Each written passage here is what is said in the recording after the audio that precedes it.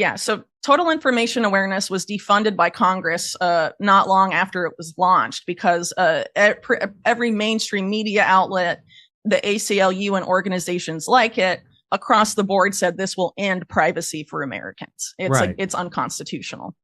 So it was defunded. And why? What did it do? What did it do? It sucked up.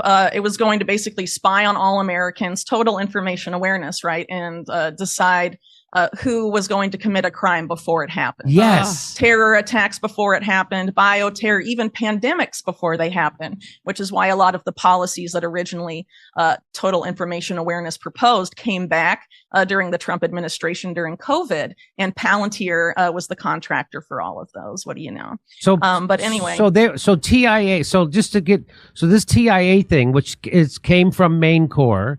So TIA, they're going to use. It's related to Maine. So Corps. related. So they're going to use every telephone call you ever make, every text you ever make, every Google search, every website you ever go to. They have a way of collecting all of that data. They collect all of it. And they put it into a database on you, and they have this kind of capability.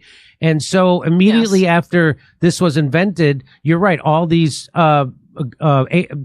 organizations pushed back against it. So the government said, okay, we're not going to do it anymore. But then Palantir was like, well, we'll do it because we don't have those. Well, go ahead. It's even worse than that. Palantir didn't exist yet. Peter Thiel created Palantir as total information awareness was getting into trouble and experiencing the public backlash. And as they were setting it up, they used Richard Pearl to connect them with Poindexter, who was running total information awareness about essentially privatizing the program and having Palantir do what TIA, or total information awareness, had intended to do. And total information awareness, though it was housed in DARPA, was intimately pushed and developed with CIA involvement, particularly the chief information officer of the CIA at the time, a guy named Alan Wade, who was actually a business partner of Ghislaine Maxwell's sister, Christine. Fun fact.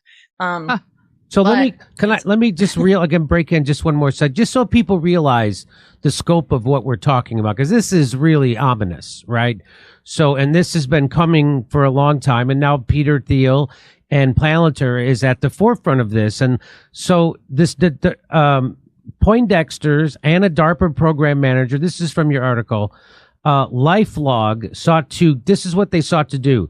They sought to build a database tracking a person's entire existence that included an individual's relationships and communications, meaning phone calls, mail, email, all, plus their media consumption habits, their purchases, and much more, in order to build a digital record of, quote, everything an individual says, sees, or does. Jeez.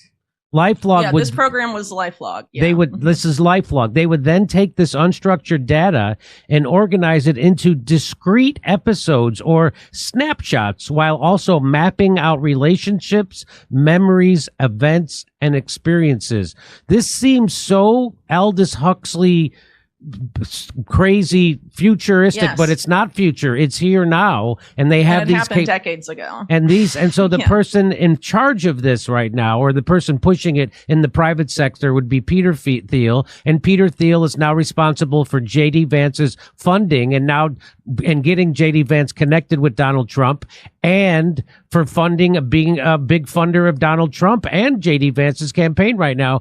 And so that's why this is all important. Yeah, it's also important because Palantir is really a CIA front company.